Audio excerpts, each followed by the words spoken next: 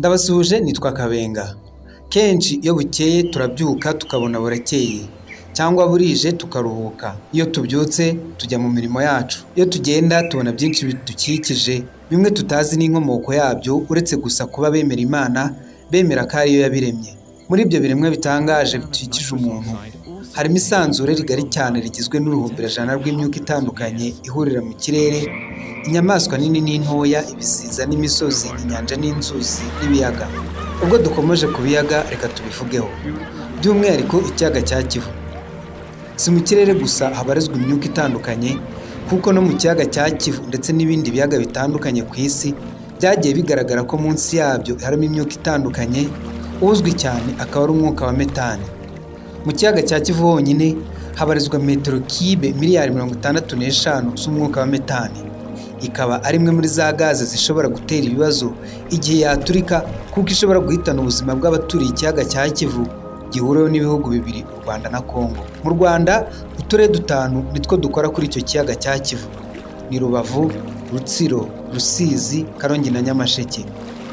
Uretse ibyo bagenda babwirana, abaturage ikiyaga cya Kivu ngo nta makuru ahagije bafite kuri gaze iri kuri metero 280 z'ubujyakuzimu. Benshi bakeka ko iyi gaze metani iri mu kiyaga cya Kivu ari itera impfu za hato na hato zibera mu kiyaga, akenshi ziba ku baba barimo koga, aho bamwe bakubwira bati yamukuruye ananirwa koga amera nkeri.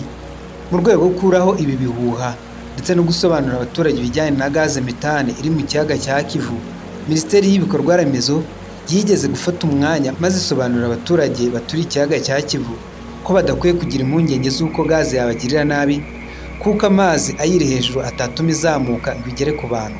Ndetse inanyomoza amakuru abaturage bari bafite yo gusarura iyi gaze cyangwa kuyicukura ko byongera ibyago byo guturika, ahubwo ikababwira ko kuyibyaza umusaruro bigabanya cyane ibyago by'uko yaturika ndetse yanazamuka.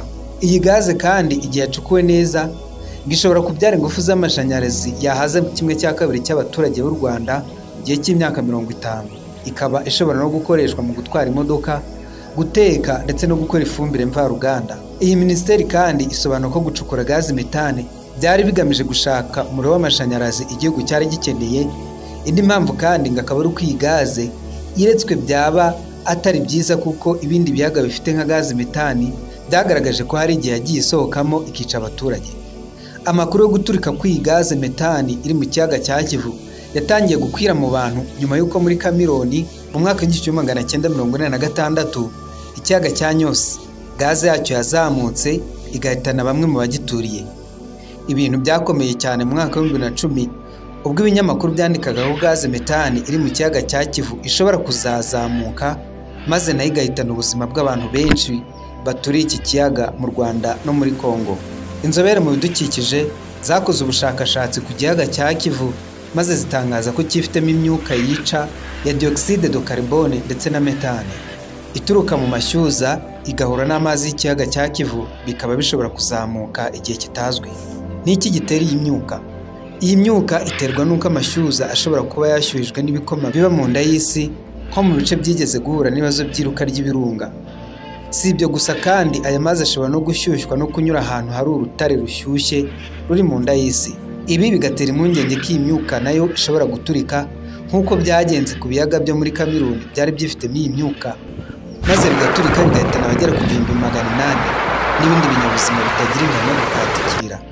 Serge Katsevu, umushakashatsi akaba n'umwarimu muri kaminuza ya Minnesota aho ni muri Leta Zunze Ubumwe za Amerika, asobanura ko ikiyaga cya Kivu gifite imiterere idasanzwe, kuko igice cyacyo cyo hejuru kiri muri metero 60 gusa ariho amazi abasha kwivanga mu buryo buhoraho, naho mu kindi gice agahora ari hamwe. Uko kuba ibice by'ikiyaga cya Kivu binyuranye mu buryo bugaragara ngo bisobanuye ko imyuka ya dioxide de carbone ndetse na metane izamuka iturutse mu ndiba y'ikiyaga iza igafungwa n'aya mazi atava aho ari, igakomeza kwisuganyiriza muri icyo gice cyo hasi kiri mu bujyakuzimu bwa metero 260 kumanura. Katsevu agaragaza ko mu gice cyo hasi cya Kivu hamaze kugera kilometero kibe 300 za dioxide de carbone. Hakaba kandi harimo na kilometero kibe 60 za metane. Iyo myuka ikihagera ngo yahise yivanga n'undi mwuka wa hydrogene uturuka mu gice cyo hejuru cy'isi kizwi nka cluster. Philippe Morkel, ni umukozi muri sosiyete ya Hydragas Energy yo muri Canada, akaba afite gahunda yo gucukura metane mu kiyaga cya Kivu. Niwe wasobanuye ko iyo myuka iri kwikusanyiriza muri icyo gice cyo hasi cy'ikiyaga, nimara gutoha ku kigero cy'100% nibwo izaturika isandare. Kuri ubu urwo ruvange rw'imyuka yica rugeze ku gipimo cya 60, ni ukuvuga hasigaye 40% gusa. Uku guturika kuzangiza byinshi bikikije ikiyaga cya Kivu, cyane gituwe n'abarenga 2 miliyoni ku ruhande rw'u Rwanda na Kongo. Morkere avuga ko iryo turika niramuka ribaye rizasohora imyuka myinshi maze igateza igicu kinini cyane cyiganjemo imyotsi, aho icyo gicu gishobora kumara iminsi itari mike cyangwa ibyumweru hejuru y'ikiyaga cya Kivu ari niko kizamuka mu kirere. Iryo turika ngo mu munsi umwe ryakohereza imyuka ihumanya ikirere ingana na 5% bya bene iyo myuka yoherezwa ku isi yose mu gihe cy'umwaka wose. Imibare y'imfu zabaho byo bivuga ko yabiteye ubwoba, kuko abarerwa muri 2 miliyoni baturi inkengero z'ikiyaga cya Kivu hagaragazwa ko iyo myuka igeze mu bice batuyemo byatwara umunota umwe gusa ngo bose baba bamaze gupfa.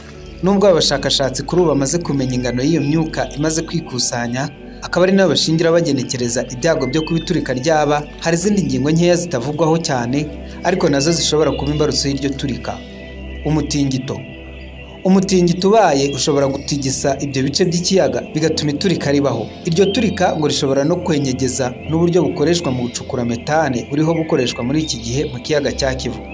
Kuva mu mwaka wa 2016 gaze metane yatangiye gucukurwa mu kiyaga cya Kivu hagamijwe kuyifashisha mu gukwirakwiza amashanyarazi no kugabanya ibyago byo kuba iryo turika ryabaho. Gusa inzobere zigaragaza ko bidakozwe neza hakagira ikintu gihungabanya imiterere y'ikiyaga byatera iryo turika ririmo kwirindwa ubu ngubu. Ikigo cy'igihugu gishinzwe kubungabunga ibidukikije REMA cyamaze impungenge abatinya ko gaze metane iba mu kiyaga cya Kivu hari igihe kizagera igaturika igateza ibyago abaturiye iki kiyaga. Iyo uganire na bamwe mu baturage baturiye ikiyaga cya Kivu, usanga hari abavuga ko kuba ikiyaga cya Kivu cyegeranye n'ibirunga bikunze kuruka nka Nyiragongo ngo bishoboka ko ibikoma byacyo byaziroha mu Kivu maze bigahura na gaze iba muri kiriya kiyaga bigasandara, abaturage bakahasiga ubuzima. Dore ko no mu gihe iki kirunga cya Nyiragongo cyarukaga mu mwaka wa 2002 cyohereje ibikoma bigera kuri toni 13 za maguma, gusa ariko icyo gihe ho nta byago cyateje. Abakozi bo muri iyi minisiteri bavuga ko babungabunga ikiyaga cya Kivu bibanda ku bintu 3 by'ingenzi. Icya mbere ni ukumenya niba umutekano w'abaturiye ikiyaga ukimeze neza. Ibi ngo babyemezwa n'uko ikiyaga cya Kivu kigifite ugutuza nk'uko cyari kimeze mbere yo gucukura gaze metane. Kuva muri 2008 nibwo hatangiye gucukurwa gaze metane, kugeza ubu ikiyaga cya Kivu bakavuga ko kikimeze neza. Kugeza ubu uruganda rwa Kivu Watt nirwo rubyaza umuriro w'amashanyarazi gaze metane rugatanga megawati 26 z'amashanyarazi. Mu gihe hari andi masezerano leta ifitanye n'uruganda rwa Symbio nirumara gutangira imirimo yarwo kazatanga megawati 56. Gaze metane imaze gukurwa mu kiyaga cya Kivu ingana na 5% bya gazi yakabaye icukurwa muri iki kiyaga. Ikigo gishinzwe kwita ku bidukikije mu Rwanda REMA gitangaza ko kubungabunga iki kiyaga bikirimo imbogamizi kuko ari umutungo uhuriweho n'ibiyaga bibiri, u Rwanda na Repubulika ya Demokarasi ya Kongo. Ibi bikaba imbogamizi kuko hari ubwo u Rwanda rwubahiriza amwe mu mabwiriza yemeranijwe n'ibihugu byombi, ariko abaturanyi ba Kongo iyo batubahiriza biba ari igihombo ku mpande zombi. Izindi mbogamizi zigaragara ni abaturage bataragira ubumenyi buhagije mu kubungabunga ibidukikije, aho usanga bashyira imyanda aho babonye hose, yose ikaruhukira mu kiyaga cya Kivu ikangiza urusobe rw'ibinyabuzima rurimo nk'amafi, isambaza n'ibindi. Naha dusoreje ikiganiro cyacu cy'uyu munsi, naho ubutaha.